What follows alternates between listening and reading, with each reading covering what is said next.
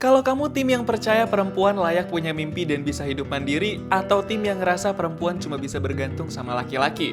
Ada cerita tentang 4 perempuan muda dengan mimpi berbeda, harus berjuang di dunia yang bahkan tidak percaya bahwa perempuan bisa punya ambisi. Bagaimana jika cinta, mimpi, keluarga, dan pengorbanan bertabrakan hingga membuat mereka memilih antara hati atau masa depan? Ini adalah kisah tentang persaudaraan, seni, patah hati, ambisi, dan keberanian menjadi diri sendiri. Kisah yang bakal membuat jutaan orang sadar bahwa mimpi perempuan tidak pernah kecil dalam film Little Woman.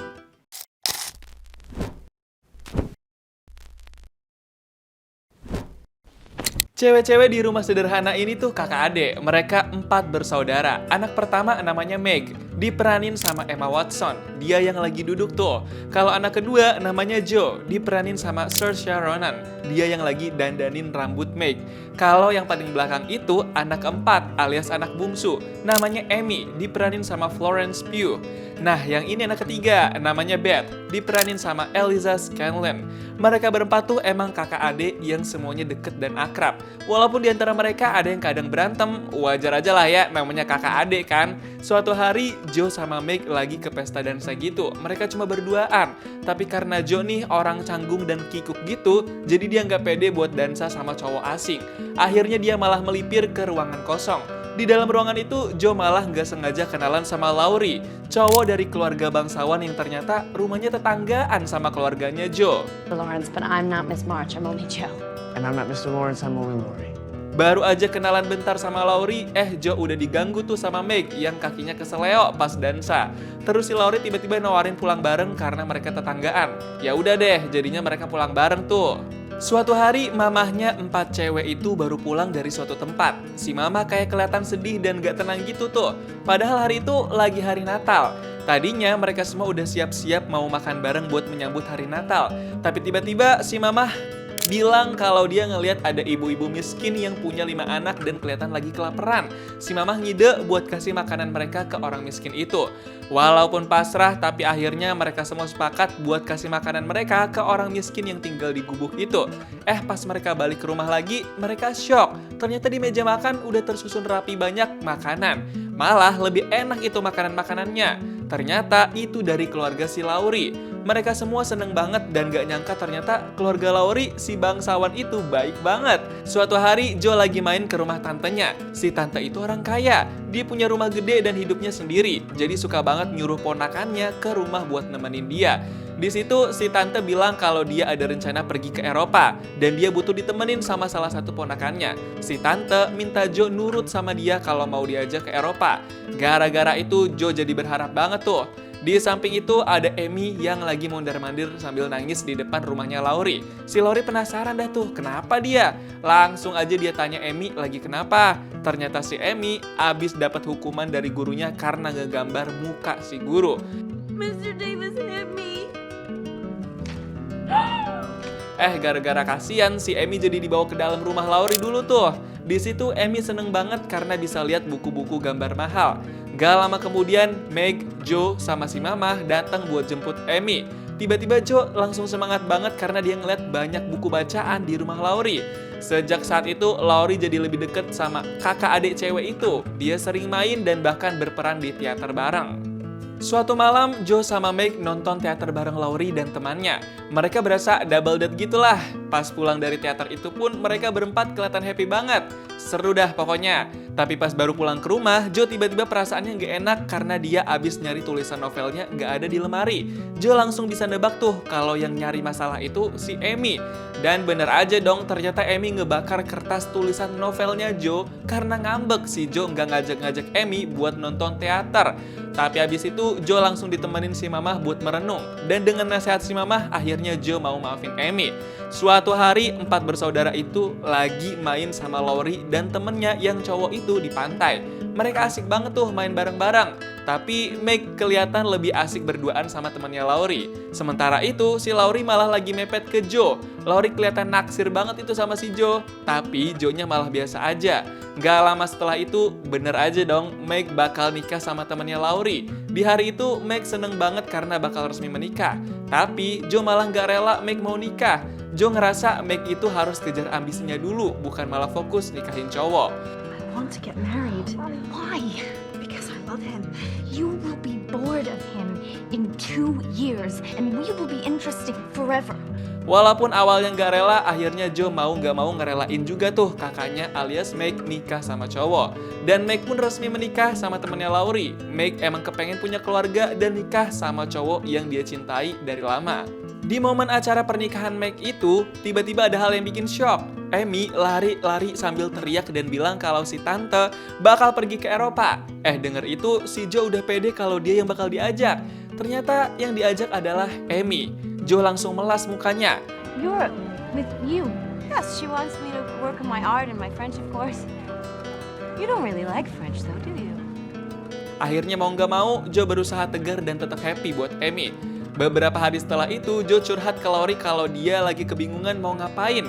Meg udah nikah dan ikut suaminya. Amy pergi ke Eropa bareng si tante. Kalau Beth udah asik sendiri di rumah. Lah, dia sama siapa dan mau ngapain dong? Abis denger curhatan itu, tiba-tiba Laurie bilang kalau Joe harus ikut dia karena Laurie jatuh cinta sama Joe. Tapi reaksi Joe malah nolak. Dia nggak ada rasa sama Laurie dan Joe belum pengen jadi istri orang. I love you too well to be in any hurry to give it up. I think you're wrong about that, Joe. No. I think you will marry Joe. I think you'll find someone and love them and you will live and die for them because that's your way. Joe nih bener-bener tipe cewek yang pengen jadi independent woman yang menghidupi hidupnya sendiri. Makanya dia nggak mikir ke arah cinta-cintaan. Beberapa minggu kemudian, Joe berhasil ngumpulin uang buat merantau ke Eropa dan kerja jadi guru di sana. Untungnya dia dapat mes juga tuh di tempat kerjanya. Dan di situ pertama kalinya dia bertemu sama Frederick, cowok yang bakal jadi rekannya sebagai guru di situ. Mereka kayak jatuh cinta pandangan pertama kali ya, baru ketemu udah senyum-senyum gitu tuh. Selain ngajar di Eropa itu, pertama kalinya juga Joe berani buat ngasih tulisan ceritanya ke penerbit. Dia pengen karya tulisan ceritanya diterbitkan di penerbit. Tulisan yang dikirim Joe itu cerita pendek. Dia kelihatan deg-degan banget tuh. Takut tulisannya ditolak sama orang penerbit. Sampai-sampai Joe ngebohong kalau tulisan itu punya temennya, bukan punya dia. A friend of mine desired me to offer a story by her. She wrote it. She's glad to write more of the suits. Abis dicek tulisannya, si orang penerbit mutusin buat terima tulisan ceritanya Joe. Si Joe langsung agak kaget tuh, karena nggak nyangka si penerbit tertarik sama tulisannya. Joe langsung semangat banget hari itu dan berterima kasih sama si penerbit karena masih mau kerjasama di kesempatan berikutnya. Pulang dari tempat penerbit itu, Joe langsung semangat buat nulis ide cerita lagi. Dia selalu kelihatan terbakar ambisi, yang jadi fokusnya cuma ngeraih impian dia dan cari uang sebanyak mungkin. Sampai-sampai si Frederick terkesima tuh ngelihat Joe berhasrat banget gitu. Frederick juga agak heran karena dia jarang banget ngelihat cewek bisa punya ambisi dan hasrat setinggi itu buat ngeraih cita-citanya. Sementara itu, Amy yang lagi di Paris semangat banget ngelakuin kesukaannya. Dia ngelukis banyak objek. Dia di situ banyak belajar. Karena di situ sama si tante, Amy juga harus selalu ladenin si tante tuh. Karena kan Amy di situ dibiayain sama si tante. Jadi ya ikutin aja deh maunya si tante. Bahkan Amy juga udah dijodohin sama cowok Orkai di Paris. And you shouldn't go home until you and Fred Vaughn are properly engaged. Tiba-tiba di Paris, Amy ngeliat dan ketemu sama Laurie. Dia shock sekaligus seneng banget tuh, sampai teriak-teriak manggil Laurie. Abis itu Amy langsung samperin dan pelukan sama Laurie. Sama-sama kangen banget tuh mereka. Dan di situ juga Laurie cerita kalau dia ditolak cintanya sama Joe. Amy langsung ngerasa gak enak hati sama Laurie karena ditolak sama Joe. Dan abis itu Amy janjian sama Laurie buat ketemuan lagi. Berbeda dengan Joe dan Amy yang mengejar ambisi masing-masing, Meg, si anak pertama, sekarang fokus jadi ibu rumah tangga yang udah punya 2 anak. Dia tinggal di rumah sederhana bareng suami dan anak-anaknya. Kalau Beth, hidupnya terlalu asik dengan kesendirian. Dia cuma ngelakuin hobinya aja tuh, main piano di rumah. Beth tipe orang yang santai-santai aja. Kita balik lagi ke Joe. Suatu hari, Joe dapat kiriman buku sastra dari Frederick. Frederick perhatian dan pengen banget Joe bisa banyak eksplorasi di tulisannya. Si Joe senyum-senyum tuh dikirimin buku sama Frederick. Di dalam buku itu, Frederick juga kirim surat ke Joe kalau dia pengen coba baca tulisannya Joe dan menilai dengan objektif. Besoknya, Joe beneran kasih lihat tulisan cerita pendeknya ke Frederick. Dia excited banget dan berharap Frederick suka sama cerita yang dia buat. Frederick masih mencoba membaca dan memahami cerita pendek yang ditulis sama Joe. Tapi tiba-tiba Frederick bilang kalau dia nggak suka sama cerita yang ditulis sama Joe. Frederick terang-terangan bilang tulisannya Joe nggak bagus. Berani banget gak sih? You know, I don't like them. Honestly, Joe langsung berubah ekspresi mukanya pas Frederick bilang kalau dia nggak suka sama cerita tulisannya. Frederick bilang dia berani belak-belakan karena dia peduli sama Joe. Frederick pengen Joe bisa berkembang dan punya tulisan yang lebih bagus. Tapi abis itu, Joe langsung kecewa dan marah. Bahkan dia ngomel-ngomel sama Frederick. Joe sampai ngatain Frederick tuh cuma bisa komen dan kasih kritik aja, tapi nggak punya bakat buat nulis cerita. Dan Joe tegesin ke Frederick kalau nggak bakal ada orang yang lupain Joe. Ambisius betul si Joe. No one will forget Joe March. I can believe it. Sementara itu, Amy lagi asik ngobrol sama Laurie di Paris. Mereka sama-sama senang bisa ngobrol satu sama lain lagi. Selain itu, Amy juga lagi dalam proses PDKT sama cowok Orkai di Paris. Tapi kok Laurie kayak cemburu gitu ya ngelihat Amy sama cowok lain di Paris. Besoknya Amy ketemuan lagi sama Laurie. Mereka kayak jadi makin deket dan ada mesra-mesranya dikit gitu deh. Bener aja dong, tiba-tiba Laurie bilang ke Amy kalau Amy nggak usah nikah sama cowok Orkai Paris itu. Laurie pengen Amy nikah sama dia. Shock banget gak sih? Gara-gara nggak dapet Joe, sekarang Laurie malah kepengen dapetin Amy. Amy langsung bingung banget tuh, karena dia ngerasa selalu jadi pilihan kedua dibanding Joe. I have been second to Joe my whole life in everything. And I will not be the person you settle for just because you cannot have her. Akhirnya Amy langsung ninggalin Laurie. Di sisi lain, Joe malah dapat kabar buruk dari keluarganya. Joe dapat surat yang bilang kalau Beth lagi sakit parah di kampung. Beth butuh ditemenin dan dijenguk. Tanpa banyak mikir, Joe langsung hari itu juga balik ke kampung buat temenin Beth. Pas sampai di kampung, Joe langsung temenin Beth di kamarnya. Dia lama banget nungguin Beth bangun tidur, dan pas bangun, langsung mereka pelukan karena kangen banget rasanya. Joe sesayang itu sama Beth. Beberapa hari kemudian, Meg juga datang dan temenin Beth. Tapi kondisi Beth emang makin parah dan cuma bisa rebahan doang. Joe sama Meg gotong royong buat temenin Beth.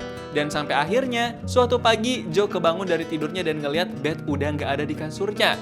Dalam hatinya Joe panik banget, dia langsung turun ke bawah. Pas di bawah, Joe langsung ngeliat si Mamah udah nangis-nangis. Si Mamah kasih tahu kalau Beth udah meninggal dunia. Mereka berdua langsung ambyar sama-sama. Hari itu juga Beth dikubur di pemakaman dekat rumah mereka. Mereka sekeluarga pada bersedih karena kepergian Beth.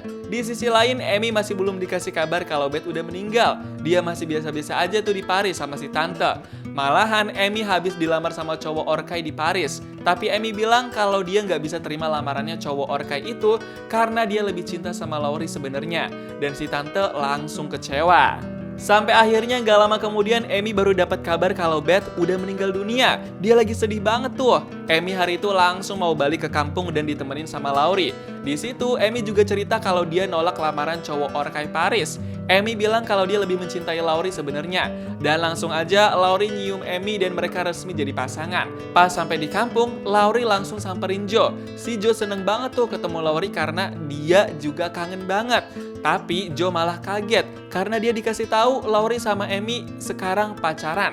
Ekspresi Joe langsung berubah, tapi Joe coba nutupin kekecewaannya. Dia coba tetap happy di depan Laurie. Bahkan pas ketemu sama Amy pun, Joe mencoba berusaha tegar. Joe berusaha tetap kelihatan happy, walaupun di lubuk hatinya Joe lagi patah hati. Amy, I'm so happy for you. This was meant to be. Oh, I'm so relieved. Thank you. Gara-gara udah ngalamin banyak hal yang berkecamuk dalam hidupnya, mulai dari ambisi, pengalaman kerja di Eropa, percintaan yang ternyata bukan jodohnya, adik tercinta yang meninggal dunia, Joe jadi terinspirasi buat nulis semua cerita itu ke dalam naskah novel yang lagi dia susun. Joe mengekspresikan semua emosi dan perasaannya ke dalam tulisan. Dia nulis dari pagi, ke siang, ke malam tanpa banyak tidur.